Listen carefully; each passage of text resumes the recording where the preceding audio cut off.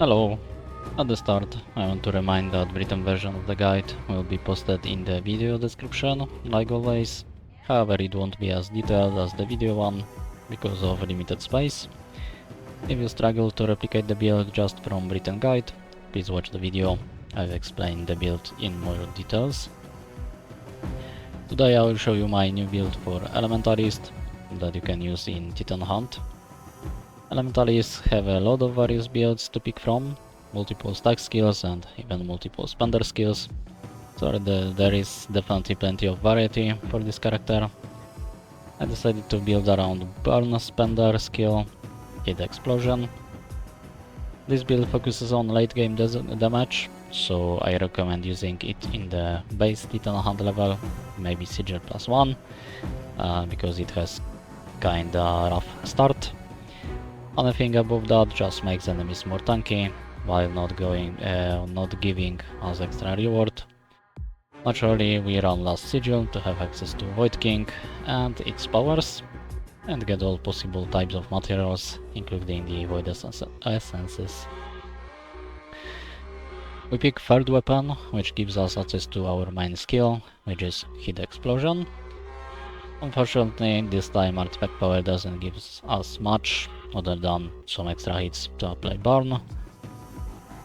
When it comes to runes, since I mostly make those builds as material farmers, I reserve 2 spots for material runes, material harvest and efficient extraction. Material harvest being better for regular materials, and efficient extraction being better for void essences, aka the boss parts. If you care about prestige levels, you can take Arduous Training over one of the material runes. And for the third minor rune, we take Endless Refill, which provides us with extra rerolls and locks every cycle. If you don't care about farming materials and you just play regularly, you can replace material runes with reroll mastery to have even more rerolls, which definitely will increase your DPS a little, and unconventional start to have Chromatic Skill right from the start, which definitely helps with snapshotting Doom, which we need in this build. With major runes we don't have much flexibility. The 4 runes I tag in this build are almost mandatory, and without using them the build will be way weaker, or might not even work at all. Will be so weak that it feels like it doesn't work. Those 4 runes being Singular Focus, Divine Legacy, Demonic Pact and Synergetic. Singular Focus is required to take Elf Bolt multiple times, the skill we take. Divine Legacy allows us to force spawn legendary passives every 30 levels, which is huge damage boost to our build. Demonic Pact is used to add 2 runic power, which allows us to take the next rune, because it will add 2 extra runic power. And Synergetic is used to boost chance to trigger Doom to Burn synergy by 50%, so from 50% to 75%, and this synergy is pretty much main source of burn in this build, and also makes synergies appear more often. Although we use Divine Legacy in this build, once we take all proper skills and banish everything we need to banish, we won't need to reroll legendary passives that much. Early on though, try to keep rerolls for when it triggers to take the 2 passives we want, which are Earth to Ice skill chains and damage to magical skills. We want to take it as many times as possible. Unfortunately, this build has quite a rough start, and if you go with the material farmer version, you might need to restart a few times before getting the proper start. Since best source of burn is Doom to burn synergy, we need to get Doom somehow. Our only option, of course without using skill mastery to add some shadow skill, is to take one of Chromatic Skills as soon as possible and snapshot Doom on hit from it. What do I mean by snapshotting is that you take the skill that will unlock Doom on hit for you. You take the Doom on hit as soon as you see it. Now that you have source of Doom, which is the Doom on hit, you can get rid of the Chromatic Skill. Once you take Doom on hit, we can replace the skill to proper one. I recommend reaching point where you have all skills, and if you didn't find Chromatic Skill by then, restart and try again. So I think you need to reach like level 10, something like that. Like I already mentioned, we utilize Singular Focus Rune to be able to pick the same skill multiple times. So we take Earth Bolt 4 times in total. This skill is great low cooldown skill that will be our skill chain support. And on top of that, it will also provide enough area of effect thanks to Collosal stacks that we don't need to worry about taking it elsewhere. Another skill we take is Blizzard, which is our burn stack generator, thanks to hitting 25 times in total, and each hit being able to apply burn through passives. And our last skill is Heat Explosion, which is burn spender. Every time it hits the enemy, it removes or spends or burn stacks of it on it, making all of them dealing damage instantly and strengthening them in the process. This build usually ends up with around 4000% bonus on this skill. However, this bonus is multiplier, not added damage, meaning all our burn damage is boosted by around 40 times. Since we also use Divine Legacy Rune, early on the strategy is to take an ice skill once. Of course, if you find Blizzard, you are lucky, but if you don't find Blizzard, take an ice skill. And take only Earth skills until you fill all of the skills, using rerolls if you don't find the Earth skill. This way you end up with one Fire skill, which you start with, one Ice skill, and 4 Earth skills, making finding proper legendary passives much easier once you trigger Divine Legacy. Of course, you want to take Chromatic Skill early on, and preferably replace it before you hit level 30 and trigger Divine Legacy for the first time. This is why I recommend fishing for the Chromatic Skill from very early levels and restarting if you don't find it. So for the skill passives, let's talk about each of the skills separately. Like mentioned before, Earth Bolt is our skill chain support, which means we want to lower their cooldowns as much as possible, so obviously we prioritize attack speed passives for it. Damage for it is completely useless, so we ignore it. And Multicast for it is banished to remove one of the legendary passives. However, it is not completely useless, because we all use Earth Bolt to also generate form stacks. There are many group passives that work on Earth Bolt, and we want to use those to add Multicast to it. Those being Multicast to missile skills, Multicast to Earth skills, Multicast to Frontal skills, and Multicast to magical skills. So those are the group passives you want to take. Blizzard is our stack generator, so damage passives for it are actually decent, because it will increase damage of burn applied from it, so it's almost on par of the two burn damage passives. Area effect for it is ignored, because we get more than enough just from the Collosal stacks, thanks to Earth Bolts.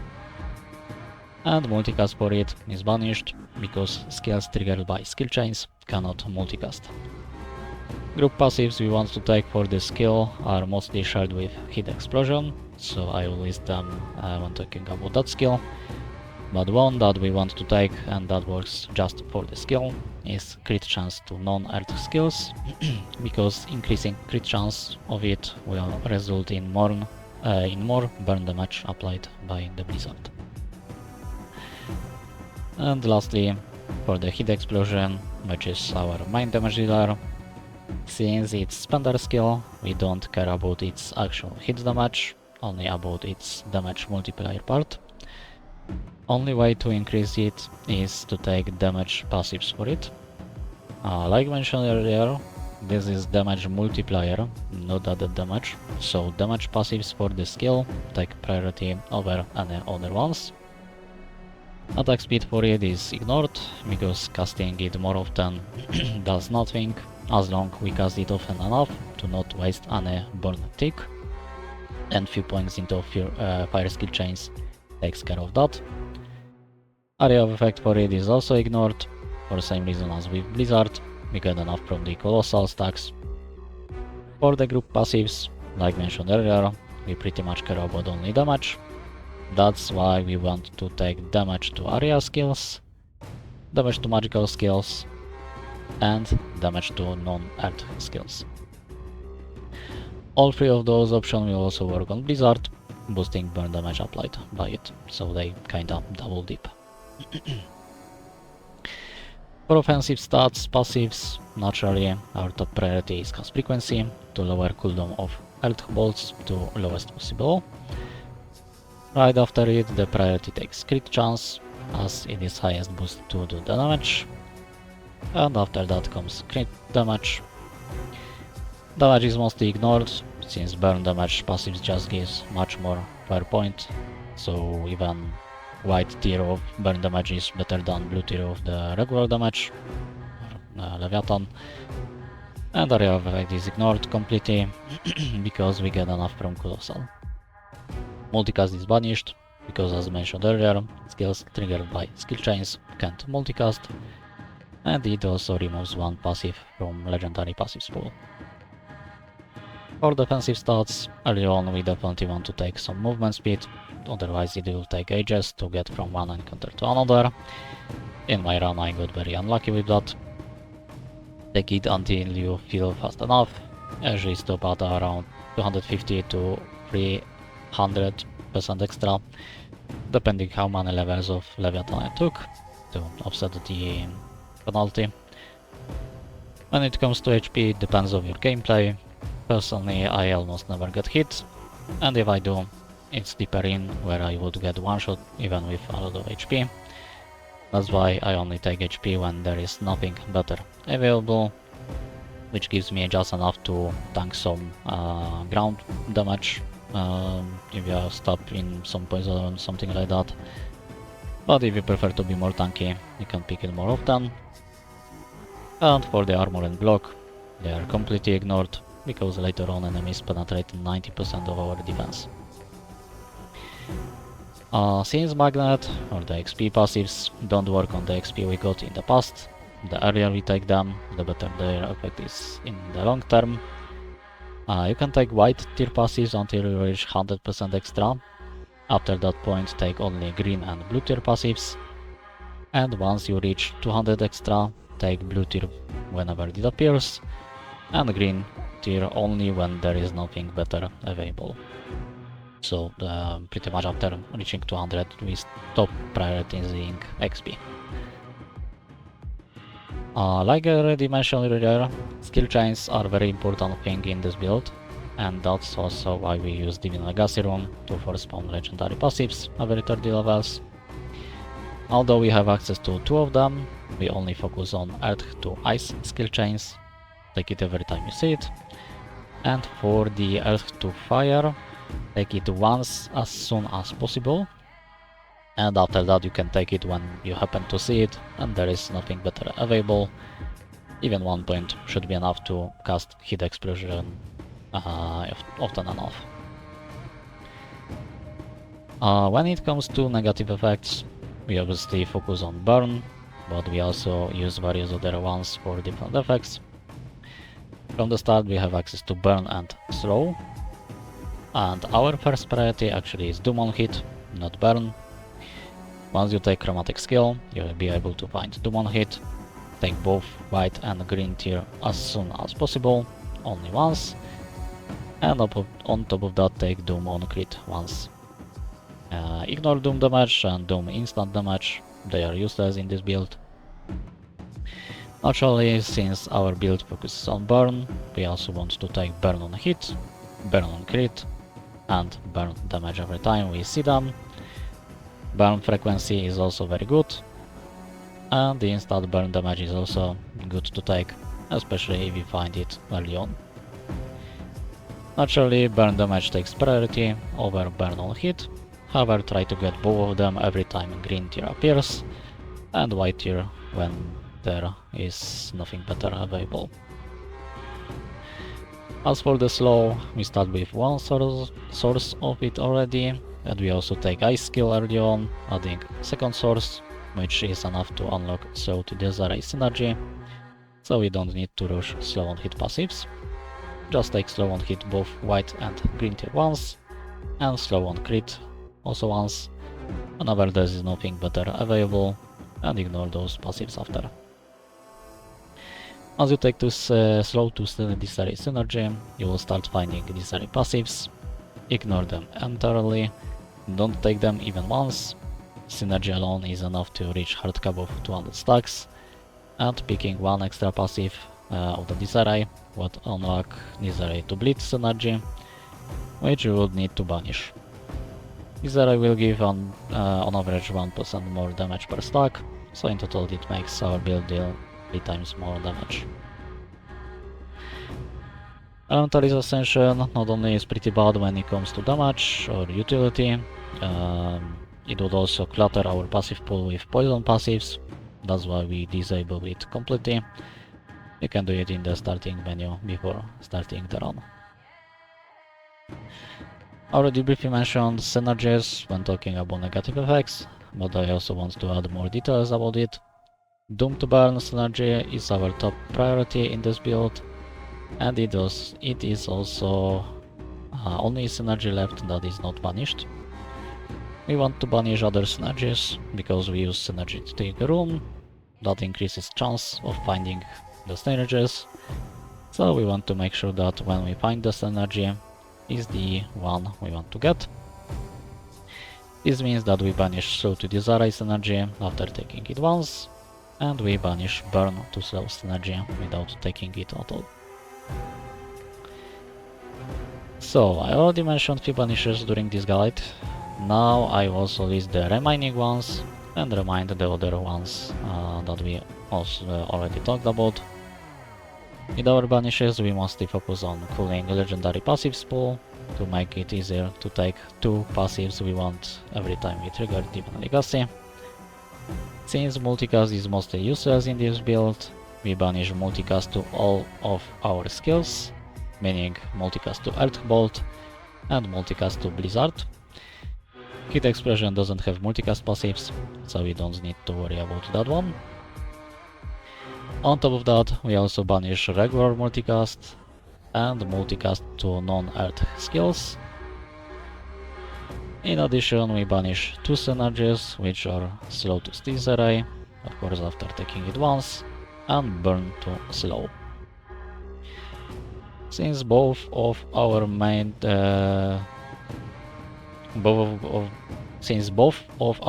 skills, which is main damage dealer and stack generator, are magical skills, we also get rid of physical skills passives. We banish area of effect to physical skills, multicast to physical skills, and damage to physical skills. And for the last remaining banish, we pick area of effect to magical skills, as we have enough area of effect from the Collosal. Okay, so now that we know how the build works, what to take, what to prioritize, what to ignore, and so on, time for another very important aspect of the build, which are Titans and their passives. Order of them is quite important, and passives we take from them is even more important. So I recommend leaving 5 to 10 rerolls for each Titan to make sure we get the passives we are looking for, and we can also roll for the specific Titan as our next cycle. The first Titan we go to is Hector the Ice Giant, and we want to take weakness on hit power. Since Hit Explosion relies on burn damage, Weakness will work on it and boost its damage significantly, giving us almost 4 times more damage. Second Titan is Mesahead the Scorpion, and we take Expose on hit power. While Expose does not work on burn, because it's not direct damage, it does work on the hit explosion when it spends all that burn, giving us huge damage multiplier of 9 times more damage. Third Titan we go for is Midorek the Beetle, from which we take Exposed to Radiance synergy. Radiance will apply Fragility on hit, giving us yet another huge boost to DPS, 3 times more in total. Fourth Titan we go for is Mesahead, the Scorpion again, and this time we take power that allows us to spawn Sunstones from the Collosal stacks. Not only those Sunstones will apply Dazed, which is nice source of extra crit chance, they also add plenty of extra hits that can apply burn thanks to passives. After beating 4th Titan, we go to the Void King realm. From the Void Hunter, the mini-boss before the King, we take 120% cast frequency passive, which will reduce cooldown of our Earth Bolts significantly. And from the Void King himself, we take chance to apply Wound on crit. Wound is unique negative effect, which gives us 50% chance to apply double stacks of any other negative effects on the target, including burn, which is main focus on our build, resulting in 50% more damage on average. After beating the King, our next Titan on the list is Spydom the Ogre, from which we take extra burn tick rate.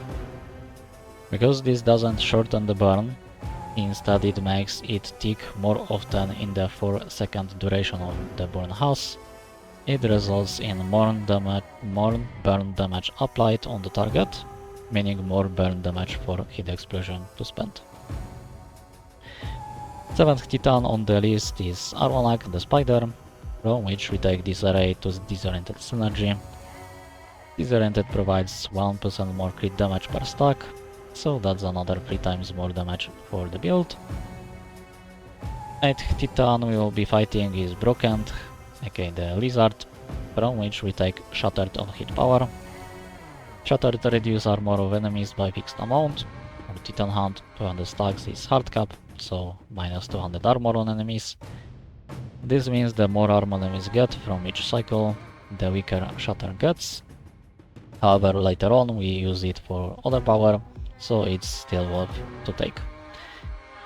9th Titan we will be fighting is Spydom the Ogre again, and we take the extra burn tick rate again. 10th Titan on the list is Midorek the Beetle, from which we want to take chance to gain aptitude each time we crit. With amount of hits this build has, in late game we can reach 800 or more stacks of aptitude, meaning around 1600, 1600% added extra damage, giving us huge boost to overall DPS. 11th Titan we go to our Kobold twins, Gold and Valkaga, from which we take Shattered to Prowess synergy. At first this won't give us much, but in endgame we are able to reach soft cap of 800 Prowess stacks, meaning 800 added damage. This is also why we want to have Shattered in the build. And 12th Titan we are fighting with is Spydom the Ogre for the last time, from which we take extra burn tick rate again. At this point we got all key elements of the build, we got all the negative effects and easy positive effects, the buffs. So with the next Titans we will be focusing on getting stats we still don't have that much of. Obviously we are still far from having 0.15 second cooldown on Earth Bolts, which is the minimum, so we want to get extra cast frequency. Another thing that we still don't have much of is crit chance. We'll be visiting the Midorak, the Beetle for the cast frequency, and Mezahead the Scorpion for the crit chance, until we get enough of both, which will be 5 times for each of them. So the 13th Titan will be Mezahead the Scorpion, from which we take chance to gain form every time we cast a skill, giving us a lot of extra crit chance. We also take this power from 15th Titan, 17th Titan, 19th Titan, and 21st Titan, taking it from the Scorpion 5 times in total. For the 14th Titan, we pick Midorak the Beetle, from which we take cast frequency and crit damage passive, which will reduce cooldown of our Earth Bolt. We also take this passive from 16th Titan, 18th Titan, 20th Titan, and 22nd Titan, taking it from the Beetle 5 times in total. After beating 22nd Titan, we are at the point where we can easily reach soft cap of 800 form stacks, and we are also at lowest cooldown possible of Earth Bolts, or very close to it. Now we can focus on killing few more filler Titans, because they still die at decent speed, so it's still worth farming few of them. So for the 23rd Titan we go to is Sarnak the Spider again. This time we take power that allows us to spawn slowly nets from aptitude stacks, which will be another few extra hits that can apply burn. 24th Titan on the list is Polypox the Mushroom, as it's easiest one to kill from the available ones. Depending on how lucky you were with the passives in your run, it will either die in around 1 minute or slower. If it took around 60 seconds to kill it, take crit chance to distant targets passives and pick Spider as next Titan. If it took around 90 seconds to kill, take any passive and leave, as next Titan would take too long to kill for it to be worth the time. I did few runs with this build, and I had runs where I would kill 25 Titans in decent time. I think the best one was like 25 Titans in 47 minutes. But I also had runs where even 24th Titan took fairly long to kill, like for example run that I recorded, because obviously in the ones I record, the run goes way worse. Okay, so that's all information related to the build. Hopefully I explained it well enough that you are able to follow it. If you don't understand something about the build or have trouble with a specific part of it, let me know in the comments. It's totally possible that I forgot about something, thinking that it's obvious, not realizing that for new player it in fact might not be that obvious. I try to talk about everything in my guides, but there is a lot of things in those builds, so it's easy to miss some less important informations.